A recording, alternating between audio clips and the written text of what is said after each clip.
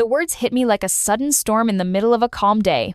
"She's not who you think she is, Emma." Those were Sarah's exact words, whispered behind my back, but loud enough to shatter the foundation of every friendship I had built over the years. My name is Emma, and I never imagined that the person I trusted most could wield lies so carefully, so cruelly, that they would poison the people I held closest to my heart. It started on an ordinary afternoon, the kind where laughter and shared stories usually filled the room. But that day, the warmth turned cold. I noticed the way my friends glanced at me, their eyes clouded with suspicion, their smiles forced and distant. It was subtle at first, an avoided gaze here, a whispered conversation there, but soon, the silence between us grew louder than any confrontation. Then came the accusations, sharp and unexpected, as if the ground beneath me had vanished. "Why didn't you tell us who you really are?" one friend asked, voice trembling with hurt. "I thought I knew you," another said, backing away as if I were a stranger. I was stunned, confused. What had I done wrong? The answers came slowly, pieces of a puzzle I didn't realize was missing. Sarah, the one I had confided in, the one I believed was my ally, had been weaving a web of deceit. She painted me in shadows, twisting truths into venomous lies that spread through our circle like wildfire.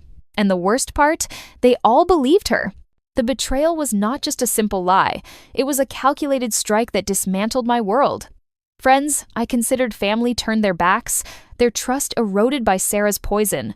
I remember the moment I confronted her, desperate for a shred of honesty. Her eyes were cold, void of remorse, as she shrugged and said, "People need to know the truth, Emma." I just told it. But it wasn't the truth, it was a fabrication designed to isolate me, to make me an outcast in the very group where I once belonged. The pain was overwhelming. I felt like I was drowning in a sea of disbelief and sorrow. Each rejection a wave crashing down harder than the last. How could someone so close betray me so completely? How could my friends, who knew me better than anyone, accept such lies without question? That night, I sat alone in my apartment, the silence pressing in on me. The phone calls stopped, the messages ceased. I was invisible, erased from the lives I thought were intertwined with mine. The warmth of companionship replaced by a cold void that echoed with the ghosts of laughter and shared memories. I replayed every conversation, every smile, searching for clues I had missed, wondering when the fracture had begun. The isolation was suffocating. I questioned myself endlessly. Was there something I had done to deserve this? Was I really the person Sarah said I was? The self-doubt crept in like a shadow, threatening to consume the light I had always held inside. But beneath the pain, a fragile ember of resilience sparked. I refused to be defined by lies or abandoned by those who chose to believe them blindly. I began to observe quietly, listening to the whispers, watching the glances. Sarah's stories were inconsistent, her words laced with exaggeration and malice. I knew I had to find a way to prove my innocence, to reclaim the truth that had been stolen from me. But more than that, I needed to understand why Sarah had turned against me so violently. The realization was bitter. Jealousy, envy, or some hidden grudge fueled her actions. She had become the architect of my isolation, manipulating the narrative while I was left to pick up the shards of broken trust. It was a cruel irony that the person I had once called a friend could so expertly dismantle my world, leaving me to face the aftermath alone. Days blurred into nights as I wrestled with the weight of betrayal.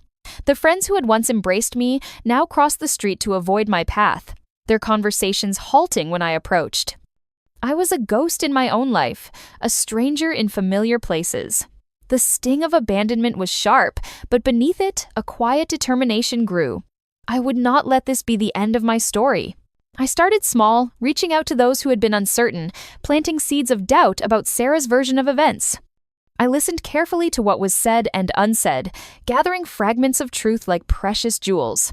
Every inconsistency, every hesitation was a thread I intended to follow until the whole tapestry unraveled. The loneliness was a heavy cloak, but it also sharpened my focus. Without the distractions of social gatherings and hollow smiles, I found space to reflect and plan. I refused to crumble under the weight of falsehoods. Instead, I chose to fight quietly, patiently, knowing that the truth's power would outlast Sarah's lies. One evening, as I sat scrolling through messages and piecing together timelines, I felt a flicker of hope. Some friends, the ones not fully convinced by Sarah's tales, had started asking questions, seeking clarity behind the rumors. It was a small victory, but a vital one. The walls I had thought impenetrable were beginning to show cracks. Still, the betrayal lingered like a shadow, a reminder of how easily trust can be shattered. Sarah's words had poisoned not only friendships but my sense of belonging. The ache of being misunderstood and rejected was profound. Yet, in the depths of that pain, I discovered a resilience I hadn't known I possessed. I was no longer just the victim in a story written by someone else. I was becoming the author of my own narrative, one where truth and integrity would prevail. The journey ahead was uncertain, and the wounds were still fresh. But I was ready to face the storm that Sarah had unleashed. As I closed my laptop that night, I made a silent vow to myself. I would uncover every lie, reveal every falsehood, and rebuild the bonds that had been broken. I would not let Sarah's poison define me or dictate my future. The road to redemption and restoration would be long, but I was prepared to walk it one step at a time. The hardest part was accepting that those I loved had been deceived, that the betrayal was not just Sarah's but a collective wound. Yet, beneath the hurt, I sensed the possibility of healing, if only the truth could finally be heard. Until then, I would carry the weight of silence, holding on to the belief that justice, in its own time, would set things right. The silence around me grew heavier with every passing day. After the storm of betrayal, I found myself retreating into a shell. The once vibrant social circles, now nothing more than distant echoes. My phone remained silent, my messages unanswered, and the warm invitations that once filled my calendar vanished like mist. I was adrift in a sea of loneliness, carrying the weight of Sarah's lies and the cold rejection of those I once called friends. At first, I was overwhelmed by shock. How could they believe her so easily? The thought gnawed at me relentlessly. Every glance avoided, every whispered conversation I caught from afar felt like a blade twisting deeper. I questioned everything, my actions, my worth, even my own memories. Was there some hidden truth I had missed? Had I been blind to the cracks beneath the surface? But as days turned into weeks, the rawness of the hurt began to dull, replaced by a simmering resolve. I realized that I couldn't wait for others to see what I knew to be true. If I wanted my life back, I had to fight for it myself. The isolation, painful as it was, became a crucible, forging a new, stronger version of me. I started small, quietly observing the people around me. I paid attention to the fragments of conversations, the inconsistencies in Sarah's stories. There were moments when her carefully constructed facade slipped, revealing cracks that only a patient eye could catch. I began to collect these moments, like pieces of a puzzle, determined to uncover the truth buried beneath layers of deceit. It wasn't easy. Every step forward felt like wading through quicksand. The loneliness was suffocating, and the doubt, at times, overwhelming. I had to fight against the urge to retreat further, to give in to the despair that threatened to consume me. But beneath the surface, a quiet strength took root, a refusal to be defined by lies, or to be cast aside without a fight. I reached out cautiously to a few friends who seemed uncertain, those whose eyes held a flicker of doubt when Sarah's accusations surfaced. With gentle conversations and patient listening, I began to sow seeds of truth. I shared subtle hints and reminders of who I was, hoping to awaken memories that Sarah's poison had clouded. It was a slow process, a delicate dance between hope and hesitation. Meanwhile, I worked tirelessly to gather concrete evidence that could challenge Sarah's narrative. I reached out to acquaintances who had witnessed moments Sarah had twisted, collected messages and emails that contradicted her versions of events, and noted down timelines that didn't add up. Each piece of evidence was a small victory, a step closer to reclaiming my story. But it wasn't just about proving Sarah wrong. It was about restoring my sense of self, rebuilding the confidence that her lies had shattered. I spent hours reflecting on who I was, beyond the hurt and betrayal. I reminded myself of the values I held, the kindness I had shown, and the genuine connections I had built. This was not just a fight to clear my name, it was a journey to reclaim my identity. The process was exhausting. There were nights I lay awake, haunted by memories of laughter now replaced by silence. I questioned whether it was worth the struggle, whether my efforts could truly undo the damage. Yet, each morning I woke with a renewed determination. The ember of hope refused to be extinguished, fueled by the belief that truth had a power that lies could never match. Gradually, I noticed subtle shifts. A friend who had once turned away sent a tentative message, asking if we could talk. Another hesitated before sharing a story that cast doubt on Sarah's version of events. These small cracks in the wall of deception gave me strength.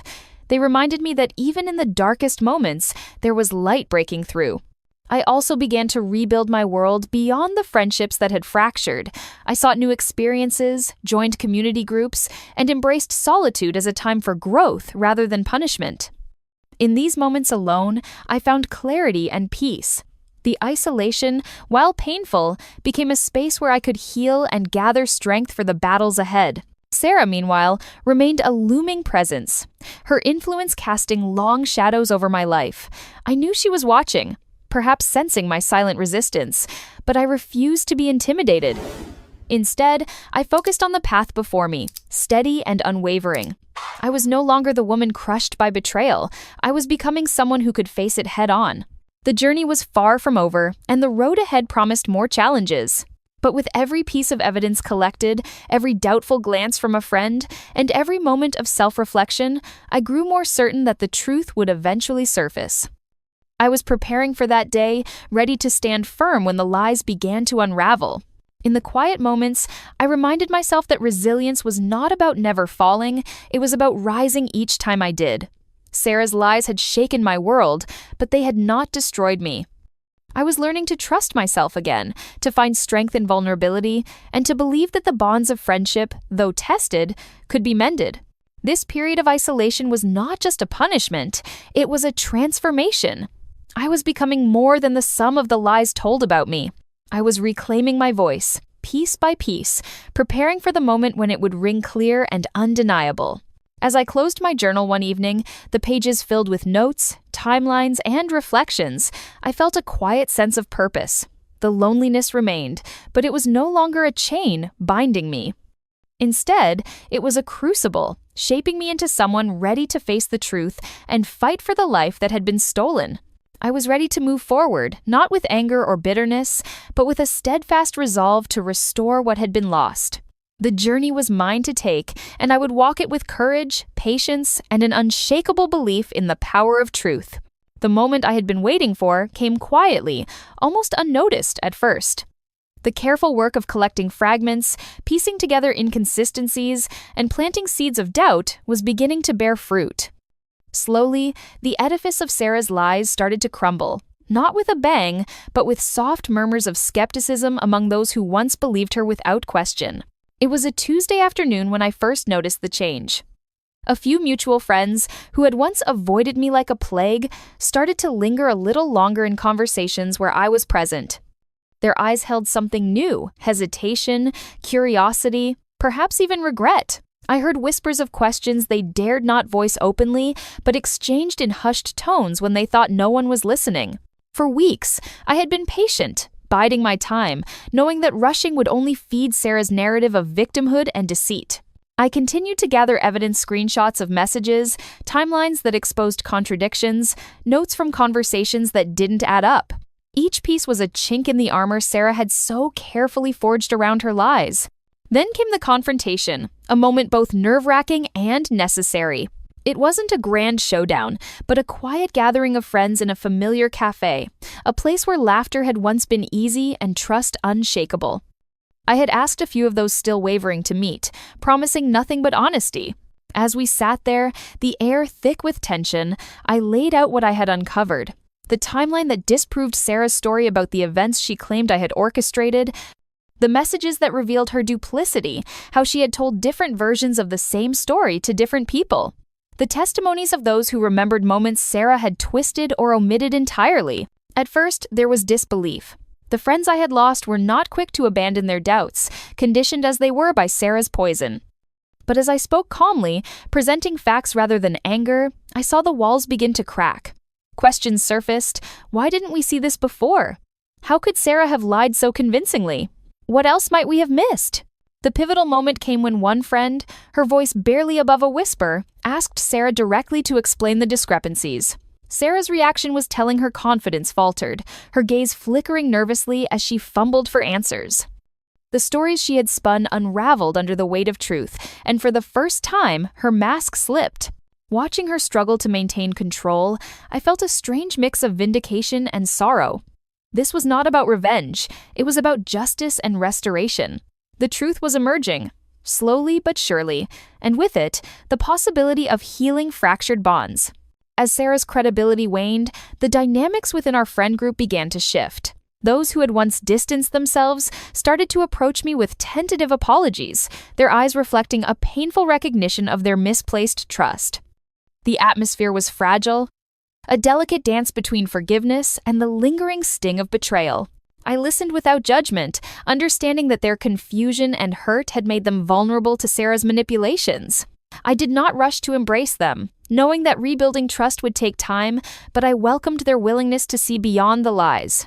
Meanwhile, Sarah retreated into isolation, her once commanding presence diminished.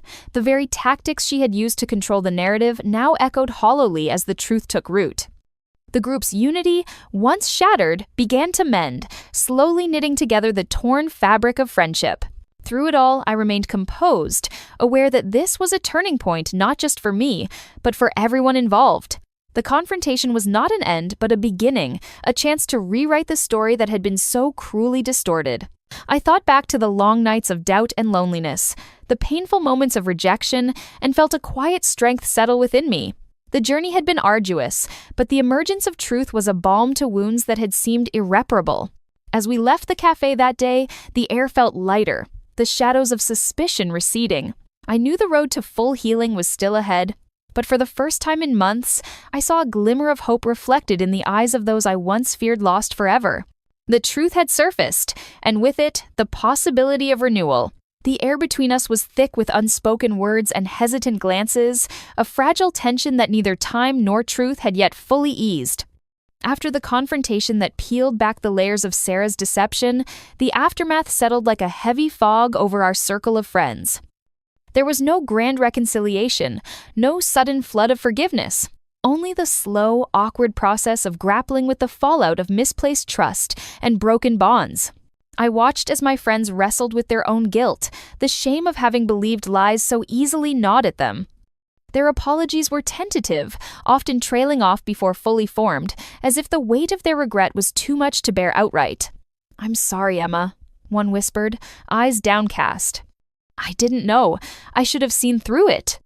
Another avoided my gaze entirely, the silence between us more telling than any words could be. The damage Sarah had wrought was deeper than I had anticipated. It wasn't just about the lies she told, it was about the fractures, those lies created in relationships that once felt unbreakable. Trust, once shattered, proved harder to mend than I had imagined. Some friends recoiled, uncertain if they could ever fully believe in me again. Others hovered on the edge, caught between loyalty to me and the fear of reopening wounds. Sarah, once the center of our social world, found herself increasingly isolated. Her attempts to defend herself grew more desperate, her stories increasingly inconsistent as the truth closed in. The group, which had once rallied around her, began to pull away, leaving her alone with the consequences of her actions. The shift was palpable. The power she wielded so effortlessly crumbled, replaced by suspicion and rejection. I felt a complex mix of emotions watching her unravel. There was no satisfaction in her downfall, only a sober acknowledgement that deceit cannot withstand the light of truth forever. Yet, the pain she caused lingered, a reminder that forgiveness would not be immediate nor unconditional. In the midst of this turmoil, I chose to respond with patience and grace. I understood the fragility of the situation and the need for time to heal. I did not rush my friends to forgive or forget. Instead, I offered space and understanding, knowing that true reconciliation could only come when wounds had begun to close. Slowly, I began reaching out, one conversation at a time, rebuilding connections with those who had distanced themselves. These interactions were tentative, marked by careful words and cautious glances, but each one was a step toward restoration. I listened more than I spoke, allowing others to express their feelings without judgment, acknowledging their pain alongside my own. The process was neither swift nor easy. There were moments of frustration when old doubts resurfaced, moments when the past threatened to overshadow the present. But with each shared story, each heartfelt apology, the bonds began to mend, thread by fragile thread. I also found strength in forgiveness, not just extending it to others, but embracing it for myself. I released the bitterness that threatened to consume me, choosing instead to focus on healing and growth.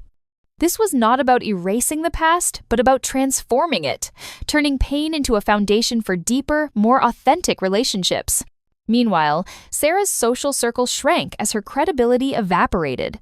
Invitations stopped, messages went unanswered, and her presence faded from the gatherings that once defined our lives. The loneliness she faced was a stark contrast to the warmth she had once commanded, a poignant consequence of her own making. I learned that betrayal leaves scars not only on the betrayed, but also on the betrayer. Watching Sarah confront her isolation was a reminder of the far-reaching impact of lies and deceit. Yet, I held no desire for her suffering, only a hope that she might one day understand the damage she caused. As weeks passed, the atmosphere within the group shifted from tension to tentative hope. The walls built by suspicion and hurt began to lower, allowing genuine connection to seep through.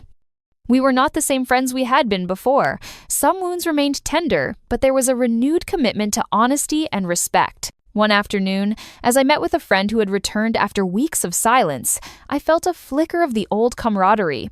We laughed softly over shared memories, the ease between us, a fragile but precious thing. It was a reminder that even in the aftermath of betrayal, healing is possible. Through this journey, I discovered that grace is not weakness, but strength, the courage to hold space for others' imperfections while standing firm in one's own truth. It was a lesson, hard-earned but invaluable, shaping the woman I was becoming. The road ahead remained uncertain, with trust still fragile and the past casting long shadows. But I embraced the slow, sometimes painful process of rebuilding, knowing that true friendship is forged not in perfection, but in the willingness to face adversity together. In these moments of quiet reconciliation, I found a deeper understanding of what it means to forgive and to be forgiven. The scars of betrayal would remain, but they no longer defined me or the friendships I was determined to restore. Instead, they became part of a story about resilience, growth, and the enduring power of truth. As I walked away from these conversations, the weight on my shoulders felt lighter. The tension that had once threatened to suffocate us was easing, replaced by a cautious optimism. There was still work to be done, but for the first time in a long while, I believed that healing was within reach. And so, I continued forward not with bitterness or anger, but with an open heart and steady resolve. The damage had been done, yes, but the future was still unwritten. I was ready to write the next chapter, one of restoration, understanding, and quiet strength.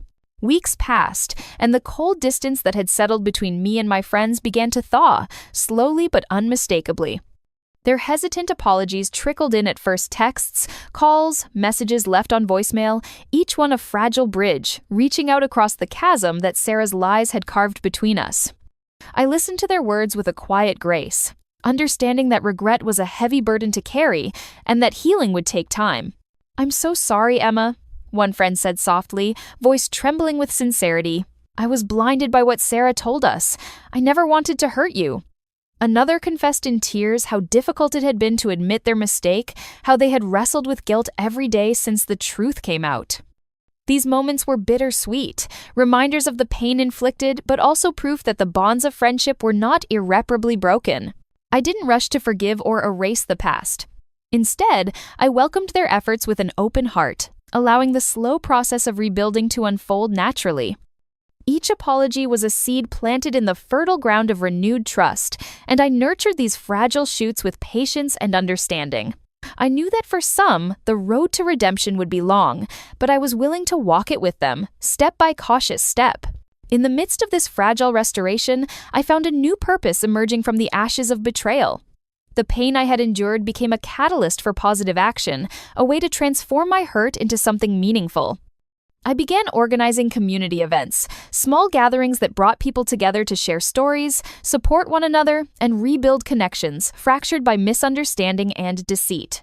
These events were not grand or flashy, they were simple acts of kindness and inclusion, a quiet rebellion against the isolation Sarah had sought to impose.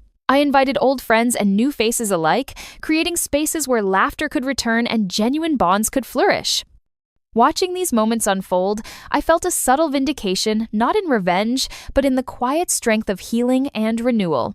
My efforts did not go unnoticed. Friends who had once turned away now stood beside me, their presence a testament to the resilience of trust and the power of forgiveness. Together, we wove a new tapestry of friendship, stronger and more authentic because it was born from adversity and truth. Meanwhile, Sarah faced the consequences of her actions in ways that no one could ignore. The social circle she had once commanded dissolved, leaving her isolated and confronted with the reality of her choices. Invitations ceased, messages went unanswered, and the warmth she had taken for granted turned to cold silence. The loneliness was stark, a mirror reflecting the damage her deceit had wrought. I did not gloat over her downfall. There was no satisfaction in witnessing another's suffering. Instead, I felt a quiet sorrow for the path she had chosen, a recognition that betrayal leaves wounds that cut both ways. The isolation she endured was a somber reminder that deceit, no matter how cleverly spun, ultimately destroys the very foundations it seeks to manipulate. As I navigated this complex landscape of healing and loss, I discovered an unexpected strength within myself. The journey from betrayal to forgiveness was neither linear nor simple, but it was transformative. I learned that true vindication lies not in punishment, but in rising above the pain, in reclaiming one's life and choosing compassion over bitterness. Each day brought new challenges and small victories. There were moments of doubt when old wounds seemed to reopen, when the scars of betrayal felt too raw to bear. Yet, through it all, I held fast to the belief that healing is possible, that trust can be rebuilt, and that friendship, when grounded in truth, can endure even the harshest storms. I found comfort in the quiet moments, an unexpected hug from a friend, a shared smile across a crowded room, the gentle support of those who chose to stand with me. These were the threads weaving a new story, one of resilience and hope that I was determined to write with intention and grace. The process of rebuilding was slow, marked by setbacks and triumphs alike. But with each step forward, I felt my heart grow lighter, the weight of betrayal lifting incrementally. The friendships that had once seemed lost were finding their way back, reshaped but not broken, strengthened by honesty and the willingness to confront difficult truths. As I reflected on this chapter of my life, I realized that the pain I had endured had revealed something profound about myself and those around me. It had exposed vulnerabilities, yes, but also a capacity for forgiveness and growth that I had not fully known before. The experience had deepened my empathy and sharpened my resolve to foster genuine connections grounded in trust. This quiet vindication, born from healing rather than vengeance, became a beacon guiding me forward. It was a testament to the human spirit's ability to overcome betrayal and emerge stronger, wiser, and more compassionate. I embraced this truth with open arms, ready to face whatever lay ahead with courage and grace. In the stillness of those moments, I whispered a silent gratitude for the lessons learned, the price of deceit, the power of truth, and the enduring strength of friendship. The path had been painful, but it had led me to a place of renewal and hope, a foundation upon which I could build a future filled with authenticity and love. And so, I moved forward, carrying the scars of the past not as burdens but as marks of survival and growth. The story was far from over, but I was no longer defined by the betrayal that had threatened to consume me. Instead, I was defined by the quiet victory of healing, the subtle triumph of reclaiming my life and my truth. The day I decided to host a reunion gathering felt like a quiet declaration, a turning point where the past no longer held me captive, and the future stretched out before me, full of possibility. I stood in my living room, arranging chairs and setting out simple refreshments, the soft hum of anticipation mingling with the memories etched into the walls. This was more than just a gathering, it was a symbol of renewal, a testament to resilience and the power of truth. My name is Emma, and the journey from betrayal to forgiveness had been long and arduous, but standing here now, surrounded by faces old and new, I felt the weight of that pain lift, replaced by a profound sense of peace and strength. The friendships that once teetered on the edge of collapse were finding new life, woven together with threads of honesty and understanding. As guests arrived, hesitant smiles blossomed into genuine warmth. Conversations sparked, laughter echoed, and the atmosphere that had once been heavy with suspicion transformed into one of hope and connection. The wounds left by Sarah's lies were not forgotten, but they no longer defined us. Instead, they became part of a shared story, a story of survival, growth, and the unbreakable bonds forged in adversity. I watched as old friends embraced, their eyes reflecting the relief of rediscovery. Some had been lost to doubt and distance, others to silence and pain, but here they were again, choosing to stand together. The journey had changed us all, but it had also brought us closer, teaching lessons about trust, forgiveness, and the strength found in vulnerability. In this moment, I felt a renewed sense of self. The betrayal that had once threatened to erase me had instead carved out space for growth and self-discovery. I was no longer the woman isolated by lies, but one empowered by truth and the courage to reclaim my narrative. The scars remained, gentle reminders of the battles fought and won, but they no longer held the power to define my path. The gathering was filled with stories, some joyful, others tinged with the bittersweet reality of what we had endured. We spoke openly about the pain, the misunderstandings, and the healing that followed. It was a catharsis, a collective acknowledgement of the past, and a mutual commitment to move forward with integrity and compassion. As the evening unfolded, I realized that this reunion was more than a celebration. It was a promise. A promise to nurture the friendships that had survived, to build new connections grounded in honesty, and to face future challenges with resilience and grace. The journey from betrayal to forgiveness had taught me that while trust can be fragile, it is also profoundly resilient when nurtured with care.